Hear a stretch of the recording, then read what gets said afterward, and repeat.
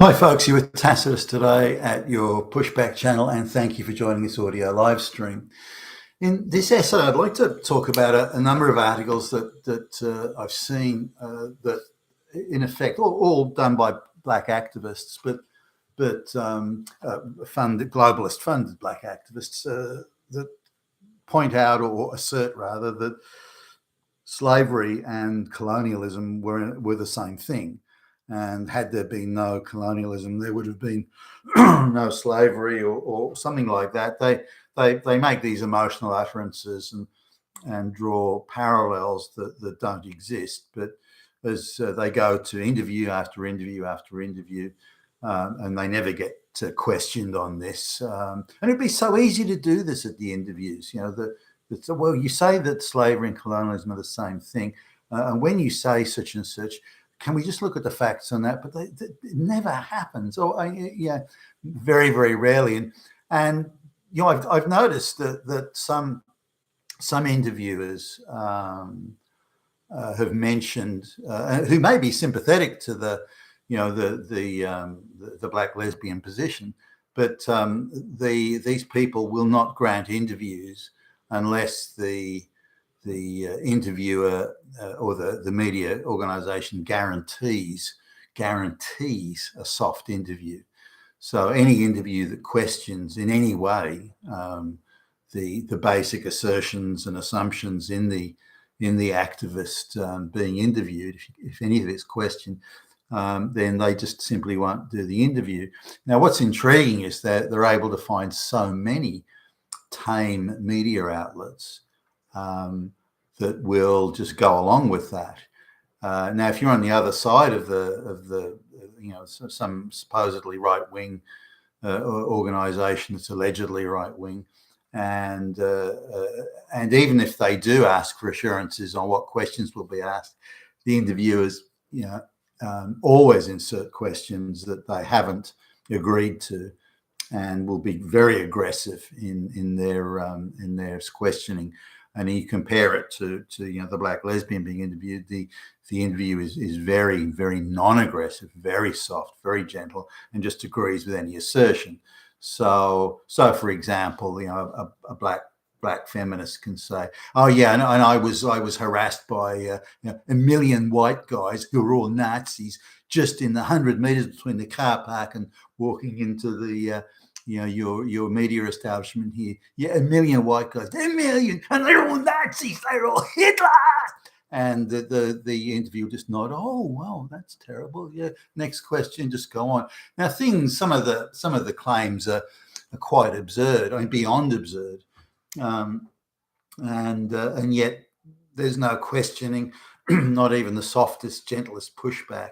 Now these people could be just absolutely destroyed. Their credibility, when they don't have any, it's a fantasy type credibility, could be destroyed. And one of the things that's been going on the rounds recently is has been this colonialism equals slavery. Now one of the activists is pushing this. Let me just sort of talk about this. Now she's a black woman from Africa, and she's running around claiming to be a huge victim. She's fighting back against slavery and colonialism and yada yada. Yet her parents were employed as activists by a very well-funded NGO, and they were moved around all around Africa and around the world to push a black activist type propaganda and to shame and blame white people for everything. So this was one of the earlier. This woman's only in her 40s now. So her parents were well paid, well traveled, lots of 5-star hotels for her. So she grew up in a very privileged position. She would have been better off than 95% of the white British population. So that she's depicting herself now as an oppressed black victim and crushed, being crushed under the weight of evil racism, is an absolute total nonsense. I mean, what a fiction. But she's part of this poster child thing that the globalists have seeded all over the West now. She's just a propaganda pushing social divider, street activist, if you like, that's completely created and funded by the Globs. And and I've spoken of this before, this poster child thing. She allegedly has 3 degrees, 2 masters and a PhD. Yeah, right. And so she was allegedly a genius high school kid. And if you listen to the way she talks, she ain't no fucking genius. But again, the poster child creation sort of machine at work here. So she spent like 13, 14 years at university, allegedly.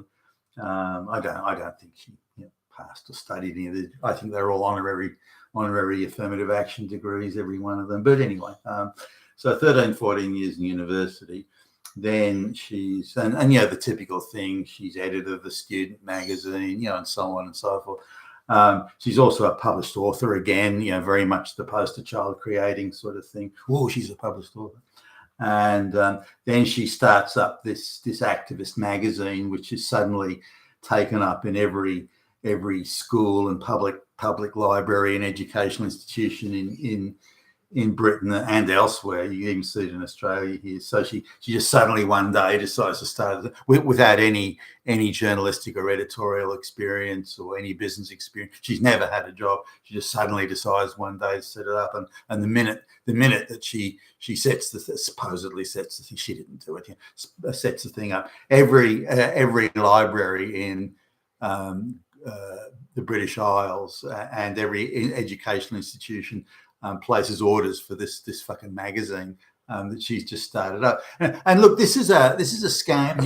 You might wonder how do these people that are purported to write these books and produce these activist magazines, how come they're able to sell so many of them and that sort of thing?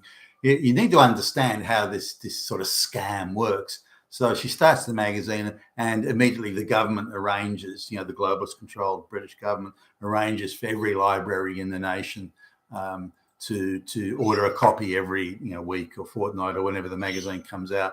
And so suddenly it's got this massive circulation just straight out of the gate. Now that's not natural. That's a prearranged scam in using taxpayers' money to prop up this activism. If that magazine had to survive purely on its own merit of who wants to read it, it would flop the very second it came out. It was published. But instead they do these back-to-back little arrangements. The NGOs buy it and then distribute it to refugee camps, or just the whole sort of thing. Trade unions or various other NGOs buy the books. The published author gets on the top 10 selling list. It's all a prearranged scam. None of it is real. None of it is organic. None of it is natural. So she goes. Then she's she then instantly is employed in international speaking circuit. Not paid vast sums, but when you pay $10,000 an appearance plus all traveling costs, and you're getting a gig every couple of weeks, you're doing all right. So she's on the international speaking circuit. Now, at the same time, she's allegedly had, or so it claims in the bio, 4 children. Now, if you look at her age now, that means she's managed to fit 4 children into a little over 10 years and be the published author and start up the magazine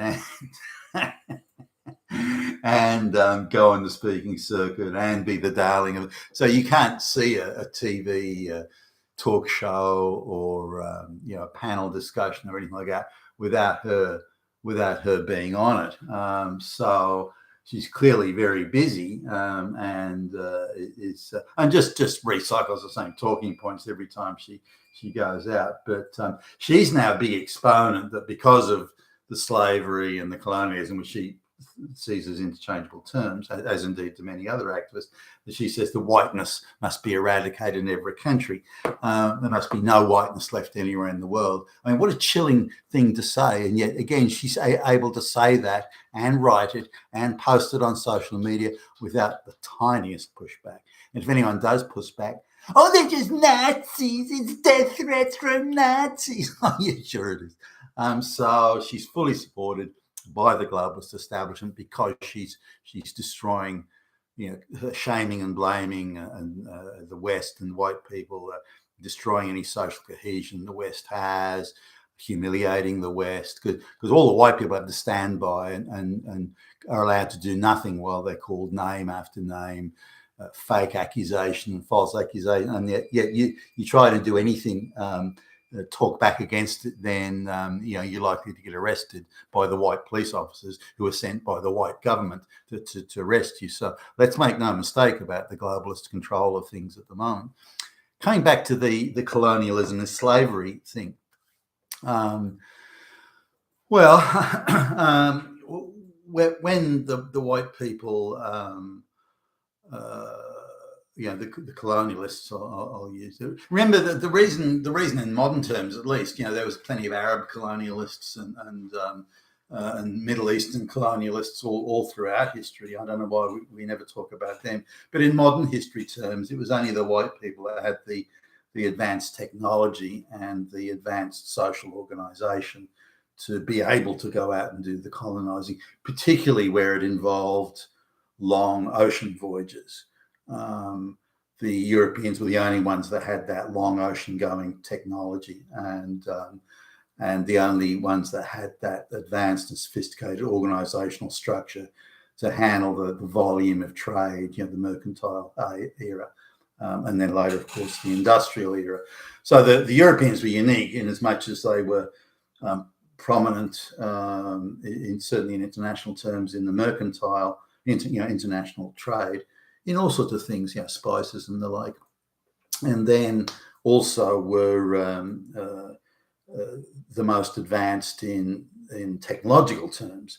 So the Europeans, quite uniquely, went from one era, mercantile to industrial, to the next, with almost an unbroken role there, and the English, of course, playing certainly in the latter part of the mercantile age, and then all through the industrial age, the English language and the colonies and so on. So did colonialism equate to slavery? Are the two terms interchangeable? Well, when the white colonists or European colonists went to Africa, there was already a flourishing, widespread, slave trade in Africa. Blacks enslaving each other, the Berber Arabs enslaving black people, and also the Berber Arabs enslaving white people, by the way. So slavery was already there. So that's hardly an issue. Did the colonialists, particularly use slavery in Africa? Did they directly enslave people? You'd really struggle to find that, even where they arrived as, the colonial government, for example, being set up. You'd still find that sort of rare. The primary reason being is by the time certainly the British, at least, by the time they started moving colonial governments into Africa, they'd already stopped slavery. So slavery was already a no-no throughout the British Empire, certainly the transport of slaves. And then in terms of enslaving local blacks, then again, that was something that was there already. They didn't start or institute it or use it. Blacks that were employed by the colonial government were generally much better treated than they were by other black tribes. So to pass that off as some unique, slavery, I reject that out of hand. I don't believe that. Let's look at, white colonialism in, for example, Australia. And the thumbnail, by the way, is a painting of when the first fleet arrived in, I think it was 1788, in Sydney, in Port Jackson, in what today is Circular Quay. You can see that in the background there, the original freshwater stream called the Tank Stream that caused the original, that first fleet to think that was a good place. It was a good deep water harbour, well defended against the elements and the weather, and it had fresh water on hand. So So anyway, when the white or the Europeans came to Australia, Australia was sparsely populated. You know, Australia is a vast continent, and it had less than a million inhabitants, less than a million inhabitants in the entire continent, and that was broken up into many hundreds of different tribes, with many with substantially different dialects, so that you know one tribe could barely understand what another was saying. It was that different. Tribal warfare was the norm, and it was a very, very brutal existence. And the earlier white settlers commented on how brutal the local natives, you know, the Aborigines, were to each other. The slavery wasn't an issue there. The local natives were deemed to be, you know, with very rare exception, unreliable workers who would abscond and disappear and so on. They were a nomadic Stone Age people, so they weren't used to staying put in one spot. So slavery simply wasn't an option. And whereas, you know, if you try hard, you can rustle up photographs of certain tribes where they would descend en masse on a farmer's property and, you know, kill the farmer and kill the sheep and you know, run off with the cattle or whatever. And then these people would be arrested. You know, the local Aborigines would be arrested and they'd be marched off to the prison. Sometimes photographs, you know, in the early days of photographs, would be taken of these people sort of in handcuffs, you know, ready to be led off. That's today used as a propaganda photograph. So, well, there you go, slavery. That's simply not true. That's just propaganda and should be dismissed out of hand. Looking at say, you know, the European colonization of the Americas, there's a bit of a wide variance. The Spanish and the Portuguese sort of, you know, were much bigger into slavery than the British were. So you get quite a spread and quite a variance. When the Europeans came to the Americas and the Caribbean, there was, you know, smallpox in particular and other diseases went, not that anyone knew it at the time, but went through the local populations and you know, in some cases a third or even more of the local population would die as a consequence of these disease. That's, you know, that's not slavery, for goodness sakes. The local natives in North America were considered as unreliable for workers, and again were susceptible to European diseases. A little bit different with the you know, the Inca and you know, the Aztec type cultures, where instead of using money, those cultures used labor as an exchange of value. So the you know, the South American Indians were used to the idea that you'd work for somebody, you know, the central government, for example, and that government, that work would be considered as being tantamount to paying a tax or paying money to the government. It was, in its way, it was a rather successful way of doing things. I mean, in a socialistic sort of way, but it seemed to work for them anyway. But again, you know, the Aztecs, when the Incas were funny, they'd sort of developed, you know, reasonably sophisticated stonemasonry, for example. So they must have had concepts of geometry and shapes, and thus a concept of basic mathematics, but they never invented the wheel. Isn't that strange? So in terms of slavery there, then a bit of a mixed thing, but North America, not really. You'd struggle to find, you know, slavery inflicted on the natives there. Now coming to the you know, the slave trade in terms of moving people from Africa. Now again, you know, something that's never talked about or hardly ever talked about is we need to accept that slavery existed throughout all time. To try and depict it as some uniquely white thing done to black people is simply an outrageous and grotesque untruth. It's just not true. And it was perceived as a labour exchange method because populations were so sparse. You just never had enough people to do the work, so you had to import them. And that's where the moving of black people to the Americas started. You know, the blacks could do the heavy work. They could do they were resistant to European diseases, and they were already enslaved by their own people. let me repeat that, they were already enslaved by their own people. And they moved to America to have the Americas, and they had a much higher life expectancy in the Americas and a much better quality of life, much less stressful. The idea of your neighbouring tribe raiding you every fucking day must have been a stressful existence. So they moved to were moved to America, and again had a much higher quality of life. Like the African Americans in the United States are the richest African Americans in the world as a group, the richest in the world. So to say that that they're oppressed is a bit of a stretch, really. So in terms of colonialism, one of the arguments about colonialism is that, excuse me, because the big farms like broadacre crops like cotton and later grains and things like that, because broadacre crops and big plantations were tobacco, were part of the early agriculture or even later agriculture of the Americas, that sugarcane and so on, that this therefore required a large labour force, which therefore, in a knock-on effect, therefore created a demand for a lot of workers.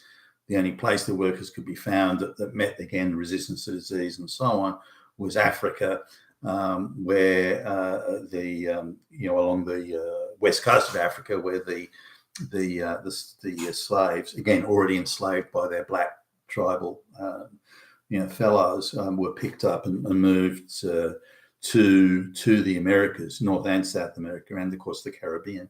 So to say that I mean, you could draw a stretch there, saying given the demand for labour, that in turn created a market for slavery. But again, the black people that were picked up were already enslaved. They weren't uniquely enslaved by the Europeans or for that specific purpose. So again, I reject that. So was colonialism slavery? Well, if you look at certainly in the British Empire and the British colonies, and the British were the biggest players, and the French sort of, as well, they were the first to stop slavery and say that no, we're not having slavery in any of our areas or dominions. Now, there's a second layer that the activists then used. So, well, okay, sure. So the slaves were technically free, but they could only do the most menial jobs, didn't pay very much. So they were, in effect, slaves, an equivalent, a moral equivalent of a slave. I don't accept that. It's a nice little sort of attempt to get another bite at the cherry there, but I don't accept that. Now, if we look at slavery today, there's widespread slavery in places like Libya and Pakistan, and yet I don't hear the leftists and the activists screaming and complaining about that. Nor if we look at the people smuggling operations that are fully supported by the United Nations and the globalist cabal, where people can effectively borrow money to be illegally imported into the West, $8,000 to $10,000, and then they become effective slaves, whether it's as prostitutes or whether it's as dishwashers or floor sweepers or something like that, and they can live. They can be put 20 to a 2-bedroom apartment. They live in conditions that we in the West would consider unthinkable, and yet they do that. They've got almost no money to themselves. They have to work 12-hour shifts, 6-7 days a week, and all of this to pay back the supposed amount of money that they owe the people smugglers, who are in cahoots with those who imported them. And of course, a lot of these people are simple peasants from the middle of nowhere. Now they're assisted by the United Nations and all the NGOs in moving from the third world impoverished shithole to the West, and then getting them a job as a dishwasher or something like that, which they may have to work at for 10 or 15 years before they ever sort of pay back this money that they owe the people smugglers. So in my view, that's slavery. But I don't hear any complaints about that. Especially given that most of the slavery is conducted by the Nigerians and the Pakistanis and the Indians and other Africans and so on. They're the main drivers of that form of employment slavery, and Albanians and the like. So, but nothing, none of these black activists talk about that or even go near it. It's only white people bad, white people bad, white people bad, everything white people ever did bad. That's all it is. And again, that's fully supported and funded and encouraged, aided and abetted by, the white globalist elite, by white supposedly elected government, by our white courts, and by all the infrastructure that's run and administered by the United Nations. You've been with Tasseless today, your Pushback channel. Thank you for listening.